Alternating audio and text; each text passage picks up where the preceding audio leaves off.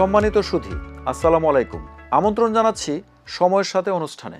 আপনাদের সাথে আছি আমি মানসুরুল হক।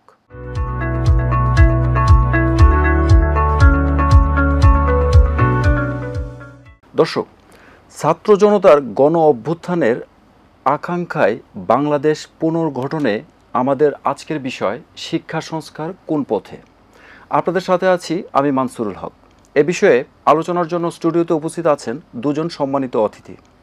আছেন অধ্যাপক ডক্টর আব্দুল হান্নান চৌধুরী, উপাচার্য নর্থ সাউথ বিশ্ববিদ্যালয় এবং চেয়ারম্যান গ্রামীণ ব্যাংক। আরও আছেন অধ্যাপক ডক্টর মোহাম্মদ রেজাউল করিম, উপাচার্য জগন্নাথ বিশ্ববিদ্যালয়। প্রথমেই অধ্যাপক ডক্টর আব্দুল হান্নান চৌধুরী।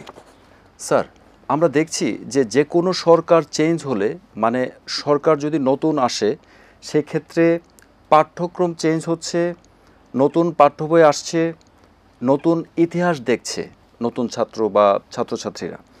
তো এই যে বদল, চেঞ্জ, এটা কতটা যৌক্তিক, কতটা বিজ্ঞানসম্মত, কতটুকু বাস্তব, বিশেষ করে ছাত্রছাত্রীর উপর কি কোনো প্রভাব পড়ছে? এই বিষয়ে আপনার মন্তব্য কী? প্রতিবারই যখন সরকারের পরিবর্তন হয়, আমরা দেখছি যে আমাদের শিক্ষা ব্যবস্থায় কারিকুলাম সহ নানান ধরনের জিনিস সংযোজন এবং বিয়োজন হচ্ছে।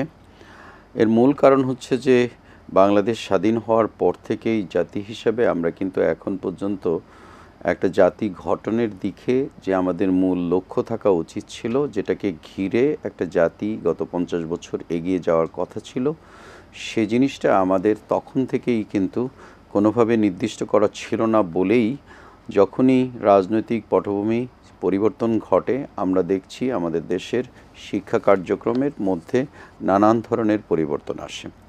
এর কারণ হচ্ছে যে আমরা বাংলাদেশ স্বাধীন হওয়ার পর থেকে যে এই লক্ষ্য নিয়ে আমরা একটা জাতি গঠন হয়, যেটা একটা জেনারেশনকে প্রাথমিক থেকে শুরু করে একদম সর্বোচ্চ শিক্ষা প্রতিষ্ঠানে এনে তার সেরি ডিগ্রি দিয়ে তাকে বের করে তাকে একটা পূর্ণ হিউম্যান রিসোর্স হিসেবে তৈরি করে একটা মানুষকে তাকে জাতি গঠনে দেশের স্বার্থে এবং আমি বলবো যে সারা বিশ্বের স্বার্থে একটা মানুষ হিসেবে সে যে কন্ট্রিবিউট করবে, আমরা সেই কন্ট্রিবিউশনের জায়গাটা ক্লিয়ার করতে পারিনি। ফলে আমাদের যদি একদম প্রাথমিক পর্যায়ের থেকে দেখেন যে প্রতিটা জায়গায় কিন্তু আমরা এত ধরনের জিনিস সৃষ্টি করেছি এবং যেই পদ্ধতির মধ্যে শিক্ষা কার্যক্রম বাংলাদেশে চলছে, সেটা আসলেই একটা নানান ধরনের জটিলতার মধ্যে ভুগছে। একটা হচ্ছে যে শিক্ষার পদ্ধতির মধ্যে তো নানান ধরনের মিডিয়াম আছে, সেই মিডিয়ামগুলো নিয়ে আমি খুব একটা ডিফার করি না অনেক সময়, কারণ পৃথিবীর অনেক দেশেই কিন্তু এই ধরনের নানান মাধ্যমে বাচ্চারা উঠে আসে, কিন্তু তারা যখন পরবর্তীতে উচ্চশিক্ষায় যায় তখন তারা কিন্তু সবাই কিন্তু এক ধরনের নলেজ বেস নিয়ে উচ্চশিক্ষায় এসে তার যার যার মানে ইচ্ছা এবং যার যার যোগ্যতা অনুযায়ী সে এগিয়ে যায়।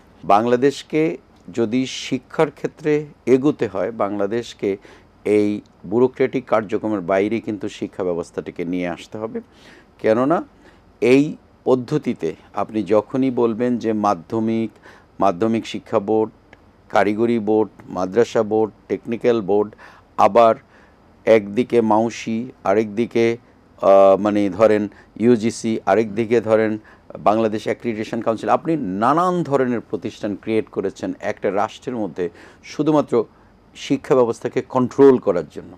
কিন্তু উন্নত বিশ্বে আপনি কি দেখি, উন্নত বিশ্বে কিন্তু শিক্ষার লক্ষ্যে যারা কাজ করেন তারা কিন্তু তারা কিন্তু পলিসি ড্রিভেন কাজ করে, যে একটা জাতি তাদের বাচ্চাদেরকে গঠনের জন্য যেভাবে এগোতে হবে সেই নানান ধরনের জ্ঞান দিয়ে তাদেরকে আস্তে আস্তে উপরের দিকে নিয়ে আসবে, কিন্তু এর মধ্যে ফ্লেক্সিবিলিটিটা সবচেয়ে বেশি ইম্পর্ট্যান্ট। কিন্তু বাংলাদেশ কিন্তু হাইলি একটা স্ট্রাকচার্ড এবং রেগুলেটেড অবস্থায় কিংবা বাংলাদেশের শিক্ষা ব্যবস্থাটা চালিয়ে এসছে। ফলে যখনই আপনি রেগুলেট করবেন বেশি, তখনই আপনি দেখবেন রাজনৈতিক পটভূমি যখন পরিবর্তন হয় তখন নানান ধরনের ন্যারেটিভ আনে অন্যরা। কারণ আপনি জানেন যে রাজনৈতিক প্রেক্ষাপটে এক একজনের এক এক রকম দৃষ্টিভঙ্গি থাকে, তারা সেগুলোকে মনে করে যে জাতির মস্তিষ্কের মধ্যে, বাচ্চাদের মস্তিষ্কের মধ্যে সেই ধরনের দৃষ্টিভঙ্গিগুলোকে ইনফ্লিক্ট করতে হবে। এই যে চাপিয়ে দেওয়া একটি মানে একটা বাইরে থেকে একটা ইনফ্লিক্ট করে একটা নলেজ দেওয়ার চেষ্টা করা, এটা হচ্ছে সবচেয়ে বেশি নেগেটিভ জিনিস একটা জাতির জন্যে। যে আপনি ভাবতেছেন এই জ্ঞানটা দিলে সেটাই কিন্তু আগামী প্রজন্মের জন্য ভালো হবে, কারণ আপনার রাজনৈতিক বিশ্বাস, আপনার চিন্তা চেতনা এক ধরনের, এবং আমাদের নেশনের চিন্তা করা উচিত ছিল যে আমরা জাতি হিসাবে এই জাতিটাকে কোন দিকে নিতে চাই। আমরা তো আসলে চাই যে আমাদের প্রতিটি বাচ্চা যে যেই পর্যায়েই পড়াশোনা করুক, সেটা প্রাথমিক হতে পারে, স্কুল, কলেজ, বিশ্ববিদ্যালয় এবং অন্যান্য মাধ্যমে, কিন্তু যেই স্ট্রিমে সে এগিয়ে যাবে সে একজন পূর্ণাঙ্গ জ্ঞান সমৃদ্ধ একটা ব্যক্তি বা মানুষ হবে, যে এই দেশের উন্নতি অগ্রগতি, তার ব্যক্তিগত উন্নতি অগ্রগতির জন্য যে নলেজ বা জ্ঞান আহরণ করবে, সেটা আমার সিস্টেমটা সেই জ্ঞান আহরণ করার সুযোগ দিবে, এবং সেই বাচ্চাটা যেই গ্র্যাজুয়েশন বা যেই সার্টিফিকেটধারী হোক, সে জ্ঞান বিতরণের মতো জায়গায় সে কন্ট্রিবিউশন রাখতে পারবে। ধন্যবাদ স্যার। আমি আবার আসছি আপনার কাছে। অধ্যাপক ডক্টর মোহাম্মদ রেজাউল করিম স্যার, এই যে আলোচনা হচ্ছে, স্যার বলছিলেন, হান্নান স্যার বলছিলেন যে শিক্ষা ব্যবস্থা টোটাল যেই একটা মেকানিজমও চলছে, ওর মধ্যে রাজনীতিবিদ, সরকার, বোর্ড, ইউজিসি বিভিন্ন জায়গা থেকে একটা প্রেশার বা কন্ট্রোল করার চেষ্টা করা হচ্ছিল অতীত সরকার বা বিভিন্ন সময় আমরা দেখেছি। তো এটার ইম্প্যাক্টটা পড়ছে কিন্তু শিক্ষার্থীদের উপরে। তো এই শিক্ষার্থীরা তাদের মেধা ও সৃজনশীলতা বিকাশে কতটুকু ভূমিকা রাখছে বলে আপনি মনে করেন? বাংলাদেশের যে শিক্ষা ব্যবস্থা, এই শিক্ষা ব্যবস্থায় কোনো উদ্দেশ্য এখনও আমরা নির্ধারণ করতে পেরেছি বলে আমি মনে করি না। এটা একটা উদ্দেশ্যহীনভাবে চলছে। যে যে স্টেজে আসেন তিনি তার মতো করে এটাকে সাজানোর চেষ্টা করেন। তো এতে করে পাঠ্যক্রম বা ছাত্রছাত্রীদের যে সৃজনশীলতা, সেটা বিকাশের লক্ষ্য নিয়ে কোনো পাঠ্যপুস্তকও প্রস্তুত করা হয়নি, কিন্তু আবার এটার নামেই পাঠ্যপুস্তক প্রস্তুত করা হয়েছে।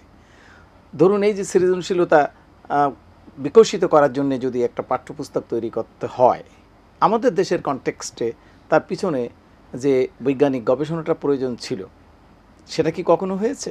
আমার মনে হয় না। আবার এটা থেকে যেটুকুই হয়, সেটুকু থেকে যদি শিক্ষার্থীরা যদি কোনো উপকার পেতে চায়, তাহলে শিক্ষার্থীদেরকে সেই সমস্ত শিক্ষকদের পড়াতে দেওয়া হয় যেই সমস্ত শিক্ষকদের ওই পাঠ্যক্রম সম্পর্কে এখনও কোনো ধারণা হয়। তো বাংলাদেশে কি হয়েছে? বাংলাদেশে হয়েছে এই যে আপনার ঘোড়ার আগে গাড়ি জুড়ে দেওয়া হয়েছে, অর্থাৎ যারা পড়াবেন তাদেরকে প্রস্তুত করার আগেই পাঠ্যক্রম তাদেরকে দিয়ে দেওয়া হয়েছে বা পাঠ্যপুস্তক তাদেরকে দেওয়া হয়েছে। দেওয়ার ফলে কি হয়েছে যে ওনারাও শেখাতে পারেননি, ছাত্রছাত্রীরাও কোনো উপকার পেতে পারেননি। তো এজন্যে আমাদের যে শিক্ষা ব্যবস্থা এখন আছে, এই শিক্ষা ব্যবস্থায় সৃজনশীলতা কোনো কন্ট্রিবিউট করতে পারছে ছাত্রছাত্রীদের ক্ষেত্রে, সেটা আমি বলতে পারছি না আর কি। তো এটা যে একটা আমূল পরিবর্তন আনা প্রয়োজন, এর পিছনে অনেক গবেষণা করা দরকার, যে গবেষণার মাধ্যমে আমাদের পাঠ্যপুস্তকগুলোকে এগিয়ে মানে আরও পরিবর্তন সাধন করতে হবে। এই যে শিক্ষার্থীরা পাঠ্যক্রম চেঞ্জ করছে, কোর্স কারিকুলাম চেঞ্জ করছে, একটা নিশ্চয়ই একটা কমিটির মাধ্যমে হচ্ছে। ওই কমিটিতে কি শিক্ষকদের অন্তর্ভুক্তি হচ্ছে, নাকি এটা আমলা বা অন্য কেউ এই শিক্ষা ব্যবস্থাটা নিয়ে গবেষণা করছে? না, সব অংশীজনদের এখানে অংশগ্রহণ নিশ্চিত করা হচ্ছে না। এটা আসলে একটা টপ ডাউন প্রসেসে চলছে আর কি। আমি তো দেখেছি যে শিক্ষা ব্যবস্থাটা আসলে এখানে ঠিক ওইভাবে কার্যকরভাবে স্কুলেও যে লেখাপড়া যা করানো হচ্ছে সেটাও আমার মনে হয় না। এবং এই পাঠ্যপুস্তকে অংশীজনদের যে সমস্ত বিষয় নিয়ে আগ্রহ আছে সেগুলো অন্তর্ভুক্ত হচ্ছে বলেও আমার মনে হয় না।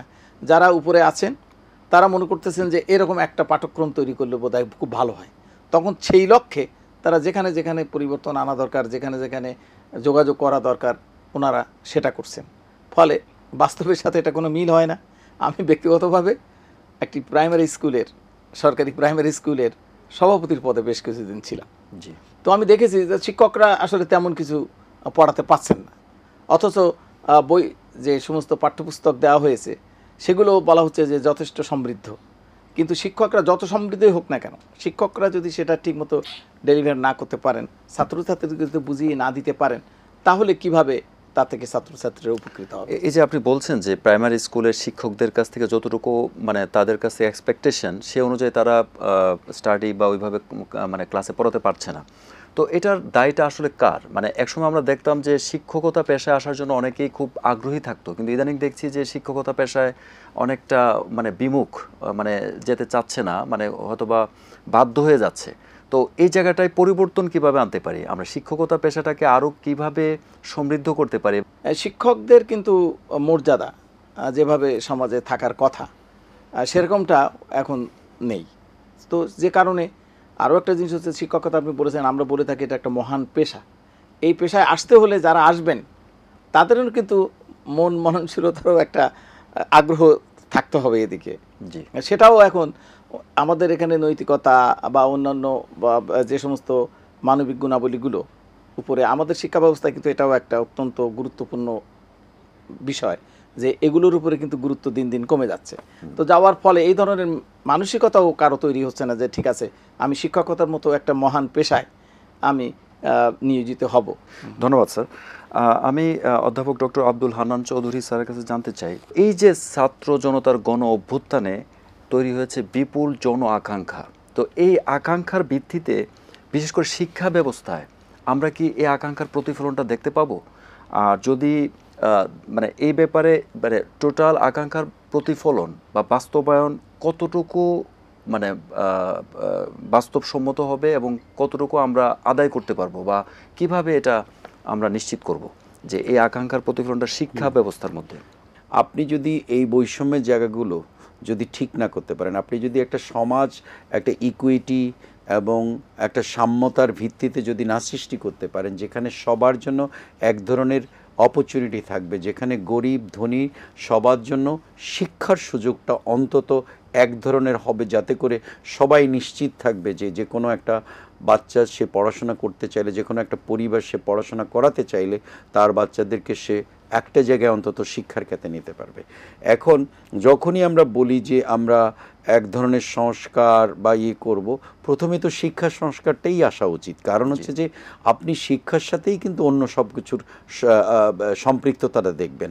একটা জাতি যদি প্রকৃত শিক্ষিত হয় তাহলে তো তারা সভ্যতার দিকে বেশি যাবে।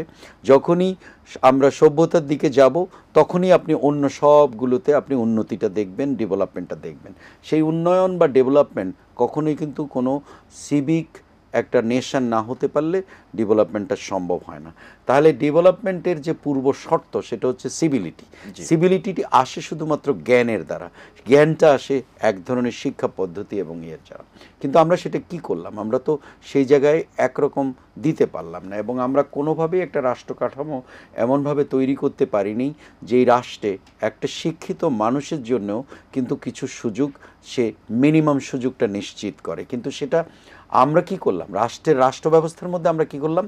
এক ধরনের ইগো বেস একটা সমাজ ক্রিয়েট করলাম। সেখানে আপনি নানান ধরনের ক্যাডার ক্রিয়েট করেছেন, যেটা নিয়ে আমাদের জাতির সব জায়গায় কথাবার্তা হয়। তাদের এক ধরনের ইগো হয়েছে, কিন্তু এটা আপনি উন্নত বিশ্বে পাবেন না। কখনো সিভিল ব্যুরোক্রেসি, অথবা ডিফেন্স ব্যুরোক্রেসি, অথবা আপনার জুডিশিয়াল, অথবা এটা কিন্তু একমাত্র এই পৃথিবীর অদ্ভুত একটা দেশ আমরা, যেখানে আমরা এই ধরনের ক্যাডার বা বিভিন্ন জিনিস করে করে দেশটাকে আমরা পার্টিশন করে ফেলেছি এবং একটার পর একটা দেয়াল ক্রিয়েট করেছি। যখন আপনি নানান দেয়াল ক্রিয়েট করবেন তখন সেই সমাজে কোনো বাতাস কিন্তু ফ্লো করবে না এদিক থেকে ওই দিকে, তখনই আপনি দেখবেন বৈষম্য। সে কারণে যখনই আপনারা দ্বিতীয় স্বাধীনতার কথা বলেন বা বলেন, আমার কাছে অনেক সময় মনে হয় যে বাংলাদেশ যদি একটা ফ্রি ফ্লো সোসাইটি এবং সমাজ যদি ক্রিয়েট না করতে পারে বা সৃষ্টি না করতে পারে, বাংলাদেশে এই ধরনের বৈষম্য থেকে যাবে এবং বারবার এইসব জিনিসগুলো ফিরে আসবে। ধন্যবাদ স্যার। আমি অনুষ্ঠানের শেষ পর্যায়ে ছোট্ট একটা কোশ্চেন অধ্যাপক ডক্টর মোহাম্মদ রেজাউল করিম স্যারকে। বাংলাদেশের শিক্ষা এবং শিক্ষা ব্যবস্থার উন্নয়ন কিভাবে করা সম্ভব, আপনি যদি সংক্ষেপে বলতেন। আমাদের এই শিক্ষা ব্যবস্থার যদি আমরা উন্নয়ন করতে চাই, তো অবশ্যই আমাদেরকে প্রাথমিক পর্যায় থেকে শুরু করতে হবে। আমাদের মেন্টালিটি চেঞ্জ করতে হবে, যারা শিক্ষক আছি বা যারা এই যে শিক্ষা ব্যবস্থাপনার সঙ্গে জড়িত। এটা একটা বিশাল প্রক্রিয়া। কিন্তু আপনি দেখুন যে প্রাথমিক পর্যায়ে যে সমস্ত ছেলে মেয়ে লেখাপড়া করছে তারা কত ভিন্ন ভিন্ন অবস্থায় লেখাপড়া করছে। অনেকে লেখাপড়া করছে যে স্কুলের কোনো মান নেই, আবার অনেকে করছে অনেক বড় জায়গাতে করছে। এখানে আমাদের একটা স্বপ্ন সামনে রাখা উচিত, সেটা হলো যে আমরা শিক্ষা ব্যবস্থায় সাম্য আনয়ন করব। এই যে বৈষম্য বিরোধী একটা বড় আন্দোলন হলো, সেই আন্দোলনের ফলে তো আমাদের সাম্যটা তো আমাদের সামনে আনা উচিত। আমাদের সব যারা শিশু তারা শিক্ষাক্ষেত্রে সমান অধিকার পাবে এবং সমান পরিবেশ পাবে। আমাদের গ্রামে গঞ্জে লক্ষ লক্ষ শিশু আছে যারা অত্যন্ত মেধাবী, তাদের সেই মেধার বিকাশ ঘটানোর সুযোগ তারা পাচ্ছে না। তো সুতরাং আমাদের এই শিক্ষা ব্যবস্থার উন্নয়ন করতে হলে আমাদের প্রথম উদ্দেশ্য হওয়া উচিত যে আমরা শিক্ষায় অ্যাটলিস্ট একটা সাম্য আনবো এবং এই শিক্ষাকে আমাদের মানে বাংলাদেশের যে পরিস্থিতি এবং পরিবেশ, আমাদের যে প্রকৃতি, তার সাথেই এটাকে আমরা সামঞ্জস্যপূর্ণভাবে কারিকুলাম ডেভেলপ করব। ধন্যবাদ স্যার। অধ্যাপক ডক্টর আব্দুল হান্নান চৌধুরী স্যার, আমি ছোট্ট একটা কোশ্চেন দিয়ে আমি অনুষ্ঠান শেষ করব। ভবিষ্যৎ উপযোগী শিক্ষা ব্যবস্থা গড়ে তুলতে বাংলাদেশের শিক্ষা সংস্কার কিভাবে সম্ভব? প্রথমত আমি আপনাকে বলি, ভবিষ্যৎটা কোথায় সেটা আমাদেরকে দেখতে হবে। ভবিষ্যৎ হচ্ছে সারা পৃথিবীর জন্য। এখন যেই পৃথিবীতে আমরা আছি, আগামী পৃথিবীতে বিজ্ঞান এবং সব ধরনের প্রযুক্তি নিয়ে যেই পৃথিবী আছে, সেই পৃথিবীতে জন্য যদি বাচ্চাদেরকে বা আমাদের ছাত্রছাত্রীদেরকে যদি গড়ে তুলতে হয়, আপনি বিজ্ঞান ভিত্তিক শিক্ষার প্রতি আপনাদেরকে গুরুত্ব দিতে হবে। আর বিজ্ঞান শিক্ষা এবং বিজ্ঞানের জন্য যেই ব্যাকগ্রাউন্ড চর্চা, সেটা প্রাথমিক বিদ্যালয় থেকে আসতে গেলেই আপনি ওই জায়গাটা সংস্কার করতে হবে। বাংলাদেশকে, বাংলাদেশের বাজেটের যেই প্রপোর্শনটা শিক্ষাক্ষেত্রে ব্যয় করার কথা, সেটা এই মুহূর্তে সেই পোর্শন না, সেটা তো দেয় না, সেটার চেয়ে ডাবল করতে হবে। যদি আমরা পৃথিবীর মাপকাঠিতে যে পরিমাণ পিছিয়ে আছি, ওটা যদি কোনোভাবে আমরা আগামী 20-25-50 বছরে এগোতে চাই, তাহলে প্রতি বছর আমাদের 4.5% অফ দি ন্যাশনাল বাজেটের একটা দেওয়ার কথা বা 5% দেওয়ার কথা, সেটা 8-10% খরচ করতে হবে। তার মানে আপনার ফোকাসটা তখন কোথায় যাবে? যে সমস্ত প্রাইমারি বিশ্ববিদ্যালয়, বিদ্যালয়গুলো, হাই স্কুলগুলোকে ইনফ্রাস্ট্রাকচার সহ সেখানে রিফর্ম করতে হবে, সকল ধরনের শিক্ষক পরিবর্তন করে ভালো মেধাবী ছাত্রদেরকে সবচেয়ে বেশি বেতন দিয়ে বাজেটের মধ্যে সেটা এনে সেই জায়গাটাতে আপনি ট্রান্সফরমেশন ঘটাতে হবে। জাতীয় বিশ্ববিদ্যালয়ের আন্ডারে সারা বাংলাদেশের সমস্ত কলেজ কিন্তু গভর্ন করে কিন্তু জাতীয় বিশ্ববিদ্যালয়।